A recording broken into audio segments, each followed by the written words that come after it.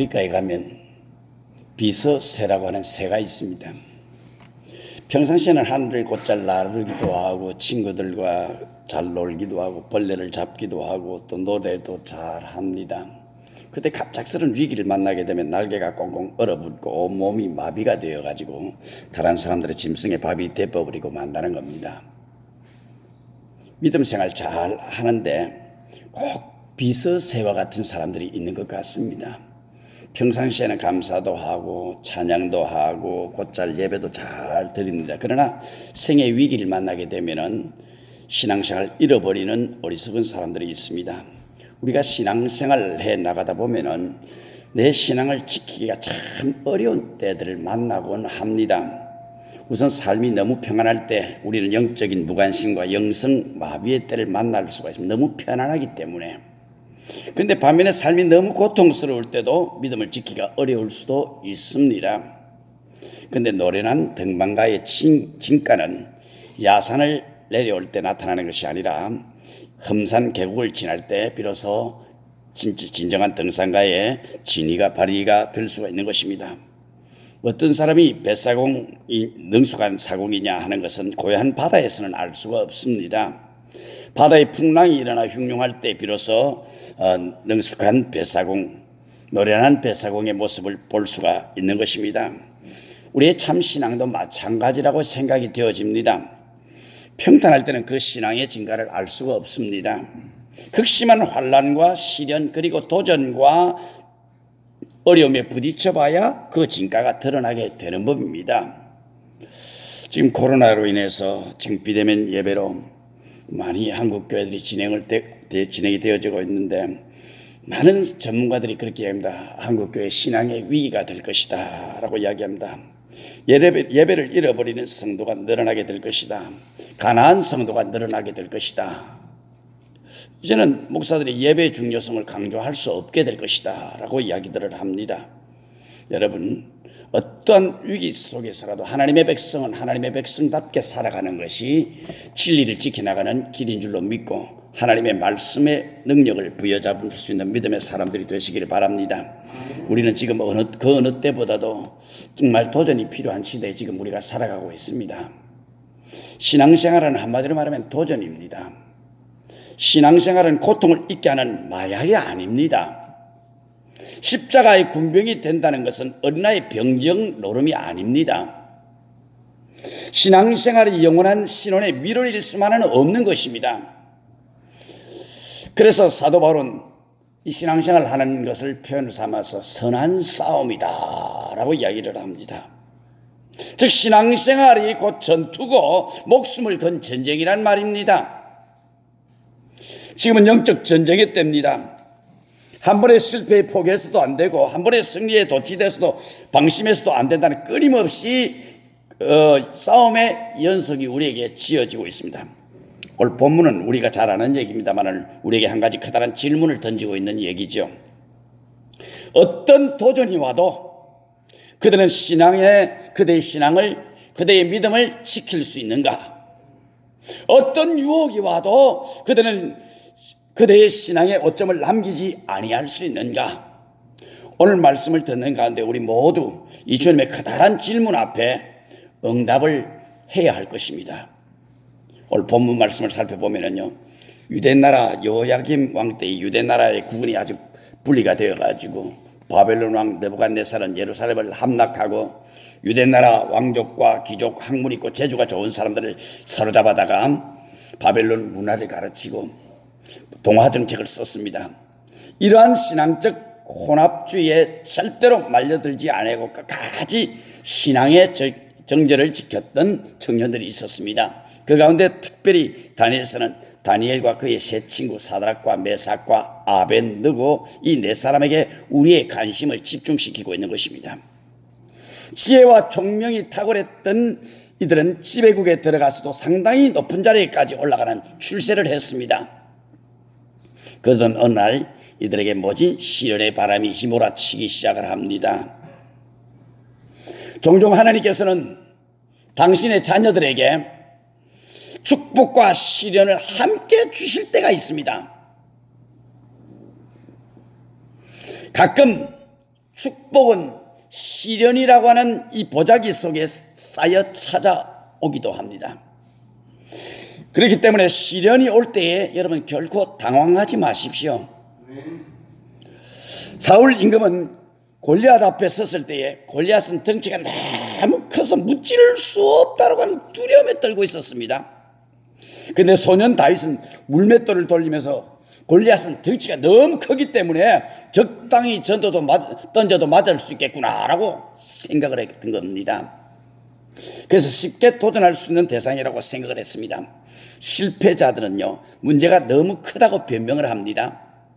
그러나 성공자는 문제가 클수록 성공도 크다라고 하는 사실을 잘 알고 있는 것입니다. 이 다니엘의 세 친구들에게 시련이 찾아옵니다. 느부갓네살은 바벨론 제국의 권위와 왕의 위엄을 드러내기 위해서 거대한 금신상을 세웠습니다. 바벨론 성 남쪽 약 10km 지점에 있는 두랍 평지에다가 약 7층 정도의 높은 금신상을 만들어 놓고 제막식 날부터 모든 신하와 백성들로 하여금 그 금신상 앞에 절하도록 명령을 내렸습니다. 만약 왕명을 어기게 되면 활활 타오르는 불뭇불 속에 던져서 죽이겠다고 위협을 합니다. 드디어 이제 제막식 날이 다가왔습니다. 사람들은 온갖 악기 소리에 맞춰서 왕명에 따라 금신상 앞에 절하기 시작을 합니다. 이제 사드락과 메삭과 아벳느고도 하늘을 찌르며 위용 있게 서 있는 이 바벨론 우상 앞에 서게 되었습니다. 우상에게 절하는 타협의 길을 선택할 것인가? 아니면 임금의 명령을 거부하고 죽음의 길을 선택할 것인가? 지금 기로에 서 있는 겁니다. 이 전승국 대국주의의 무서운 권력 앞에 서 있는 이 패전국의 저 비린내 나는 청년 포로들이 감히 무엇을 어떻게 할 수 있겠습니까? 아무것도 할 수 있는 것이라고는 아무것도 없습니다. 그러니까 이 새 청년은 눈에 보이는 바벨론의 권위보다 하나님의 권위를 더 두려워했던 것입니다. 느부갓네살의 왕자보다도 하나님의 보좌를 더 존귀히 여길 줄 알았던 것입니다. 이 큰 제목은 큰 연장으로 다듬는 법입니다. 열매 없는 나무에는 아이들이 돌을 던지지를 않습니다. 열매가 많은 나무일수록 많은 돌을 맞게 되어 있는 것입니다. 많은 짱대가 그게 다가서 치게 되어 있습니다. 큰 신앙인일수록 큰 시련을 많이 만날 수도 있다고 하는 얘기입니다. 여러분, 큰 시련, 큰 도전이 찾아올 때 하나님이 나를 크게 쓰시려는가 보다 기뻐하며 시련을 한번 맞이해 보시길 바랍니다. 사탄도 나를 알아보는구나. 오히려 기뻐해 보십시오. 문제를 두려워하지 말고 문제를 회피하려고도 하지 마십시오. 이 새 청년의 선택의 기로는 현대를 살아가는 우리들에게 시시때때로 부딪히는 갈등과 시험이 아닐 수가 없는 것입니다. 그때마다 오늘의 많은 그리스도인들이 하나님의 보좌도 잃지 않고 바벨론의 왕자도 버리지 않는 회색지대는 없을까 눈치를 살피고나 합니다. 이에 대해서 라블레라고 하는 신앙인은 두 의자 사이에 함께 앉으려다가 땅바닥에 떨어지고 만다라고 경고를 합니다. 그런데 오늘 본문의 세 주인공은 우상 앞에 경배하는 길이 아닌 죽음의 길을 선택을 합니다. 이글거리는 불 앞에 서게 됩니다. 오늘 잘못된 물질주의, 문화의 유혹 앞에, 권력의 무릎 앞에 쉽사리 굴복해버리는 우리 그리스도인들의 모습과는 너무나도 그 절개가 다른 이 얼마나 충성스러운 하나님의 사람들의 모습인지 모릅니다.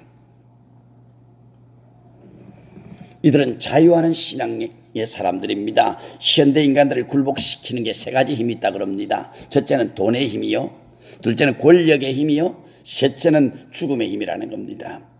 현대인들은 이 돈 힘 앞에, 권력의 힘 앞에 절하고 고개를 숙여야 살 수 있을 것이라고 생각을 합니다. 더더군다나 죽음은 우리의 모든 것을 빼앗아 가버리기 때문에 죽음의 공포로부터 자유할 수 있는 사람은 그렇게 많지 않습니다. 그러나 본문의 주인공들은 우선 황금 우상 앞에서 자유합니다. 물질 앞에서 자유했습니다. 두라 평지에 위풍당당하게 서 있는 이 황금 우상, 그 앞에 임금과 모든 대신들이 절하고 있을 때 그 앞에 황금을 비웃듯 당당하게 서 있는 세 사람이 서 있는 것입니다. 그들은 왕족도, 대권력자도, 외국 대사도, 계급 높은 사람도, 군인도 아니었습니다. 보잘것없는 포로병에 불과한 세 사람. 그들은 돈의 위험 앞에, 황금 우상 앞에, 권력의 위험 앞에 굽실거리며 비굴하게 사는 사람들이 아니었습니다. 오늘 우리 현대인들을 비웃고 있는 모습입니다. 이게 산업사회는 누가 물질을 많이 생산할 수 있느냐, 누가 물질을 많이 소유할 수 있느냐에 따라서 인간의 가치가 달라진다 그럽니다. 그러나 참된 신앙은 물질에 굴하지 아니합니다. 초연히 물질 앞에 자유할 수 있습니다. 참된 믿음은 권력 앞에도 굴하지 않습니다. 믿음으로 사는 자는 하늘 위로 받기 때문에, 하나님이 나의 삶을 보시기 때문에, 나는 하나님의 존재 앞에 살아가고 있다는 사실을 알기 때문에 자유할 수가 있는 것입니다. 사드락과 메삭과 아벳느고, 이 세 사람은 권력 앞에 자유했습니다. 전승국의 대군주로 할지라도 하나님 앞에서는 피조물에 불과하다는 신앙입니다. 하나님만이 경배를 받을 수 있는 내 인생의 진정한 주권자라고 하는 고백이었습니다. 비록 임금의 명령이라 할지라도 진리가 아니면, 정의가 아니면, 하나님의 뜻이 아니면 일고의 가치조차도 없다는 얘기입니다. 본문의 주인공 세 사람은 죽음 앞에서도 자유했습니다. 그들은 적어도 살기 위해서 몸을 더럽히고 생명을 연장하기 위해서 자신의 신앙을 꺾고 사는 그런 사람이 아니었습니다. 내가 사망의 음침한 골짜기를 다닐지라도 나는 해 받음을 두려워하지 않는다는 겁니다. 왜? 주께서 나와 함께 하시기 때문인 것입니다. 로마서에 보니까 사망아 너희 쏘는 것이 어디 있느냐, 사망아 너희 이기는 것이 어디 있느냐, 우리 주 예수 그리스도로 말미암아 우리에게 이김을 주시는 하나님께 감사하노라 그랬습니다. 도대체 이 사드락과 메삭과 아벳느고가 가졌던 신앙이 어떤 신앙이었길래 이토록 당당히 자유할 수 있었고 오늘 우리를 이토록 부끄럽게 만들고 이처럼 진한 감동으로 다가온단 말입니까? 첫째로 그들의 신앙은 타협하지 않는 신앙, 굴곡되지 않는 신앙의 사람들이었습니다. 오늘 우리들이 배워야 할 신앙의 사람들이라고 생각이 되어집니다. 물질 앞에, 권력 앞에 굴하지 않습니다. 어떤 위험 앞에서도 굴하지 않습니다. 죽음 앞에서도 굴하지 않습니다. 14절에 보면 느부갓네살 왕이 회유를 합니다. 너희가 내 신을 섬기지 않으면 내가 세운 금시상하게 절하지 아니하겠느냐, 진짜로 그렇게 하겠느냐라고 묻습니다. 이 세 청년들의 대답은 확실합니다. 16절에 보니까 느부갓네살이요 우리가 이 일에 대하여 왕에게 대답할 필요가 없나이다. 이 말의 뜻은 양보할 수 있는 일이 있고 양보할 수 없는 일이 있다는 얘기입니다. 말로 대화해서 문제를 풀어갈 때가 있고 행동으로 말해야 할 때가 있다는 얘기입니다. 임금이여, 이것은 탁상공론하거나 타협할 문제가 아니라는 겁니다. 말로 대답할 필요가 없는 문제라는 겁니다. 우리의 신앙 양심 앞에서 허락하지 않는 일이라는 얘기입니다. 그들의 결의는 단호하고 분명합니다. 우리 한국교회가 큰 교회 목사님들의 정신을 먹고 산 것 아닙니다. 부자 장로님들의 양식을 먹고 산 게 아닙니다. 공산주의의 총칼에 굴하지 않았던 손양은 목사님 아들 동신이 피를 먹고 산 겁니다. 일제 시사 참배 앞에 절하지 아니하고 대못에 박힌 송판길을 당당히 걸어갔던 주기철 목사님의 피를 먹고 자라온 한국교회입니다. 피를 흘림이 있었기 때문에 우리가 이렇게 마음껏 하나님을 찬양하고 예배할 수 있는 것입니다. 오늘도 수많은 사람들이 부러움의 대상이 되고자 하는 겁니다. 그러나 우리의 존경의 대상이 되어야 합니다. 넓은 길을 가서 많은 사람들이 나를 따라오기를 기대합니다. 그러나 성경은 우리에게 좁은 길을 가라고 요청을 하고 있습니다. 우리 믿음의 선조들이 늘상 불렀던 찬송이 있습니다. 한 발자국 두 발자국 걸어가신 자마다 뜨거운 눈물 붉은 피 가득하게 고였구나.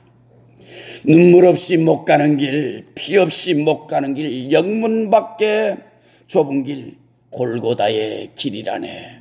이 찬송을 부르면서 송판 못이 박혀있는 그 못자국을 걸어갑니다. 눈물을 흘리며 피를 쏟으면서 걸어갑니다. 우리의 신앙의 선조들은 생명을 아까워하지 않고 하나님을 두려워하는 마음으로 믿음을 지켜왔습니다. 오늘 우리가 양보해야 할 것은 양보하지 않고 당연히 양보하지 않아야 할 것은 너무 쉽게 양보해버리는 우리의 모습을 우리가 자주 보지는 않습니까? 얼마든지 양보할 수 있는 일인데도 불구하고 우리의 성질과 자존심을 죽이지 못해서 우리의 자신을 쏟아내는가 하면은 반대로 도무지 양보할 수 없는 신앙의 순결, 하나님과의 관계 등에 대해서는 둔감해질 대로 둔감해진 오늘 그리스도인들의 삶의 모습을 보게 됩니다. 우리를 유혹으로 이끌 때에, 우리를 타협의 광장으로 몰아갈 때에 우린 여기 세 청년의 단호한 결의를 보여줄 줄 알아야 하는 것입니다. 이 일만은 내가 양보할 수가 없어. 그 문제에 대해서는 대답할 필요가 없어. 나는 행동으로 말하겠어. 내 양심이 말을 하고 있어라고 말을 할 수 있어야 됩니다. 이게 신앙인의 자세입니다. 뭐 예수 잘 믿었더니 눈먼 아파트 한 채가 굴러 들어와서 복을 받았다. 이것은 축복이고, 예수 잘 믿었더니 아파트가 그냥 굴러 들어오는데 거절할 수밖에 없었다. 이건 저주란 말입니까? 오늘 이 땅을 살아가는 우리 그리스도인들의 축복관을 새롭게 정립해야 될 때가 되지 않았나 생각이 되어집니다. 두 번째로, 어렵게 살기를 원하는 사람은 가난하게 살기를 두려워하지 말아야 합니다. 진리를 따라 살고 싶은 사람은 고난을 받는 것, 손해보는 일 무서워하지 말아야 합니다. 두 번째로, 새 청년의 신앙은 구원하는 하나님의 능력에 대한 신앙입니다. 17절 말씀 보면 이들은 많이 그럴 것이면 왕이여 우리가 섬기는 우리 하나님이 우리를 극렬히 타는 풀무불 가운데서 능히 건져내시겠고 왕의 손에서도 건져내시리이다 라고 하는 구원에 대한 확고한 믿음을 고백을 하고 있는 겁니다. 그들은 하나님을 우리의 하나님이라고 고백을 합니다. 하나님은 우리의 하나님이시고 우리는 하나님께 속해 있다. 하나님은 자기 백성들을 건지신다. 하나님께서는 당신이 하시고자 하는 모든 일들을 무엇인지 할 수 있고 또한 당신의 백성과 맺은 언약은 성실히 지키신다라고 하는 믿음이 있었기 때문에 가능했던 것입니다. 우리도 이들의 신앙을 본받아야 합니다. 하나님이 건져주실 것이다.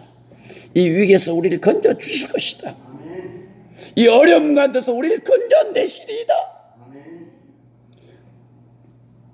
서울의 왕십리에 있는 어떤 교회 집에서 대화를 하고 나오는데 어느 집사님이 점심을 대접을 하겠다 그래가지고 실내 음식점에 오래전의 이야기입니다만 민어찜을 잘한다고 그래가지고 점심을 먹고 돌아가는데 뭐 신호등에 차가 걸리게 되었어요. 이 목사님은 절대 차를 운전하는데 내 앞에 달려가는 차를 두고 볼 수가 없는 사람입니다. 얼마나 잘 달리는지 저도 좀 잘 달리는 편인데 제가 아찔아찔할 정도니까요.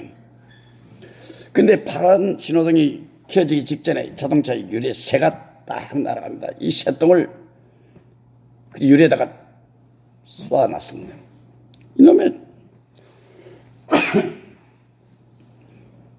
이놈이 새똥이 여기다가 왜 새똥을 싸네. 잠깐 쳐다보는 사이에 불이 켜졌고 옆에 차가 싹 지나가니까 이 목사님도 앞도 보지 않고 그냥 엑셀을 밟았는데 자동차가 전 속력으로 파란불인데도 저기서 상대방에 달려오는 겁니다. 제 차 앞에서 10cm 남겨놓고 찬바람이 싹 일으키며 지나갑니다. 많이 계산해보면 이 자동차가 얼마만큼 늦게 달려 나왔으면 우리 자동차가 몇 초만 빨리 출발했더라면 사고 났을까 생각해 보았더니 한마디로 아찔한 겁니다. 이게 하나님이 나를 지켜주시지 않으면 한순간도 살아갈 수 없는 거예요. 어느 날은 중국 간다고 아침에 사모님하고 같이 고속도로를 가는데 뒤에서 뭐 그냥 큰 추락이 와서 쾅 받아버리는데 내가 운전해 가는 차가 뺑 한 바퀴 돌았어요. 고속도로에서. 만약에 옆에 차가 1차선에서 달려왔더라면 그날 그냥 나와 여러분들은 천국에서 만납시다 이래 됐을 텐데 아찔한 겁니다. 하나님이 지켜주시지 않으면 우리는 한순간도 살아갈 수 없어요. 하나님이 도와주시지 않으면 살아갈 수가 없어요. 여러분의 기도의 응답을 믿습니까? 여러분의 신앙생활을 주장하는 하나님의 주권을 믿습니까? 여러분의 질병을 치료하고 여러분의 문제를 해결하신 전능하신 하나님의 능력을 신뢰하십니까? 하나님을 믿으십시오. 그의 능력을 신뢰하십시오. 극렬히 타는 불 가운데서도 능히 건지시고 악마의 손에서도 능히 건져내실 것이라고 하는 믿음을 가지십시오. 하나님의 구원을 하는 사랑은 우리가 가지고 있는 그 어떤 문제도 더 크십니다. 하나님의 구원하는 손길은 우리를 해치는 악마의 손길보다 더 빠릅니다. 우리를 지키시고 보호하시는 하나님의 손길입니다. 세 번째는 그리 아니하실지라도의 신앙입니다. 이 새 청년이 가진 신앙의 클라이막스는 다음 절에 기록이 되어 있습니다. 18절 보시면 그리 아니하실지라도 왕이여 우리가 왕의 신들을 섬기지 아니하고 왕의 세우신 금신상에게도 절하지 아니할 줄을 아옵소서. 나는 분명히 성경의 모든 풍성한 약속들을 나는 문자 그대로 믿습니다. 나는 믿음의 기도는 병든 자를 구원한다는 신유의 능력을 나는 믿습니다. 나는 분명히 하나님의 사랑을 받은 자들이 영혼이 잘된 같이 범사가 잘된다는 사실을 믿습니다. 나는 분명히 하나님의 일을 감당하는 자들의 넉넉한 축복을 허락하셨다는 하나님의 약속의 말씀을 믿습니다. 그러나 그리 아니하실지라도, 이게 중요한 것 아닙니까? 그것은 선하신 하나님의 뜻이고 그분은 영원하신 우리의 신앙의 대상이 되는 겁니다.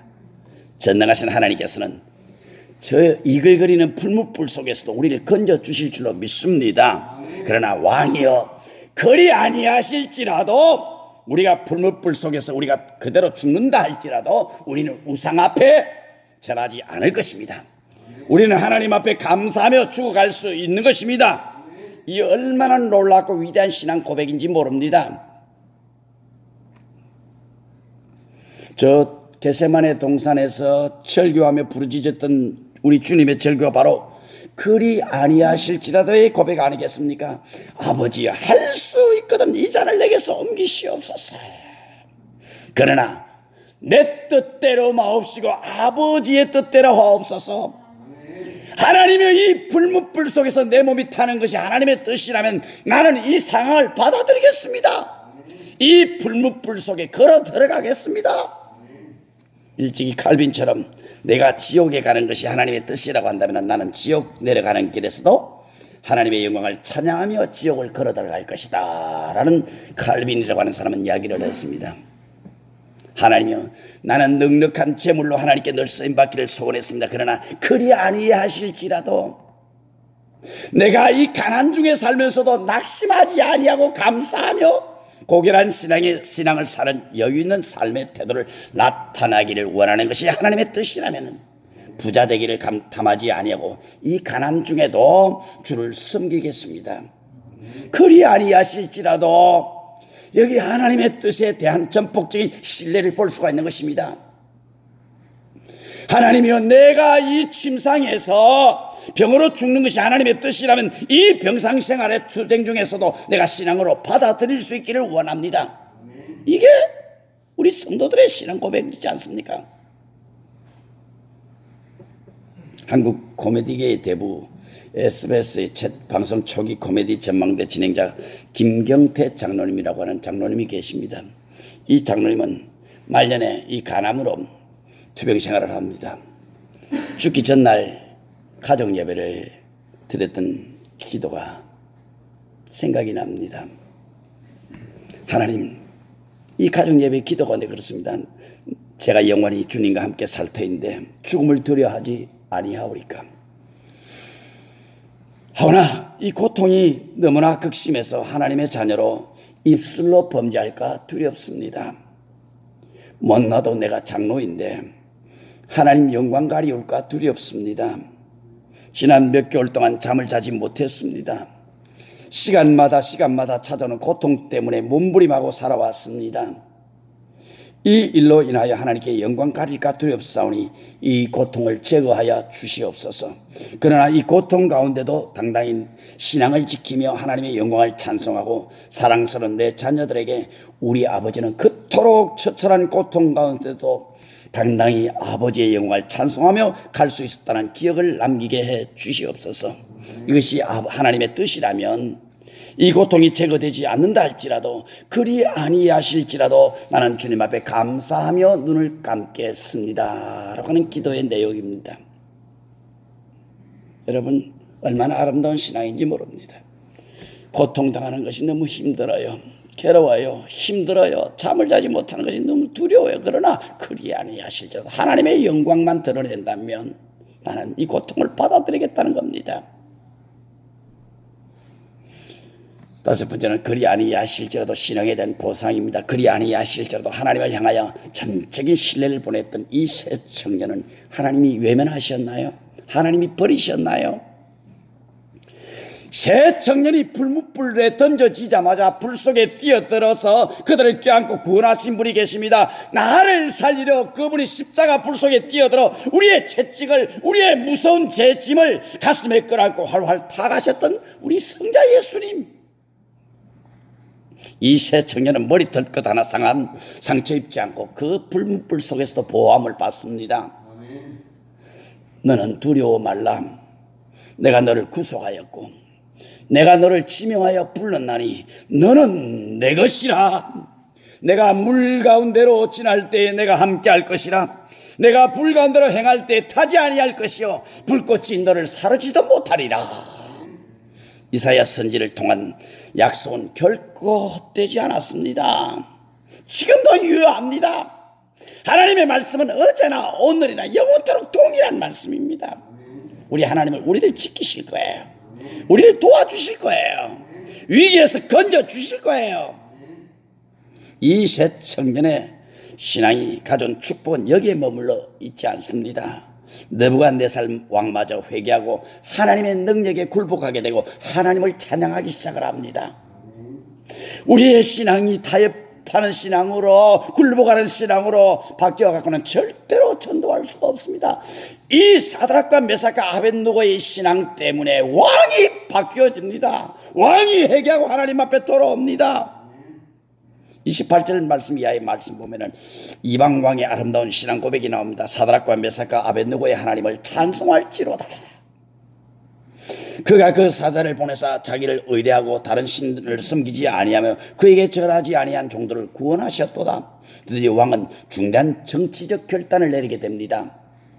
우선 금신상에 절하라고 한 첫 번째 조서를 다 폐지를 시킵니다. 모든 사람들은 이제 금신상 앞에 절하지 아니고 하나님을 찬양하라고 공포를 합니다. 이때 아멘한 소리가 안 나오는 사람들은 신앙이 좀 이상한 사람들이에요. 금신상을 폐지하고 하나님을 찬양하라고 공포를 했다 그래도 남의 일처럼 생각하면 이게 곤란해지는 겁니다. 금신상을 철폐하고 하나님을 찬양하라. 이 모든 백성들에게 지금 느부갓네살 왕이 공포를 하는 거예요. 29절과 30절 말씀 보세요. 그러므로 내가 이제 조서를 내리노니 각 백성과 각 나라와 각 방언하는 자가 무릇 사드락과 메삭과 아벳느고의 하나님께 설만이 말하거든 그 몸을 쪼개고 그 집으로 걸음터를 삼을지니 이는 이같이 사람을 구원할 다른 신이 없음이니라 하고 왕이 드디어 사드락과 메삭과 아벳느고를 바벨론 도에서 더욱 높이니라. 할렐루야. 할렐루야. 이제 하나님을 전하는 느부갓네살로 바뀌어졌습니다. 하나님 섬기지 아니한 사람을 형을 극도로 높여 놓겠다는 얘기입니다. 여러분 이 본문을 통해서 우리가 느끼는 게 뭡니까? 결론은 자명합니다. 마지막으로 저는 여러분과 저에게 이런 질문을 한번 던져봅니다. 하나님께서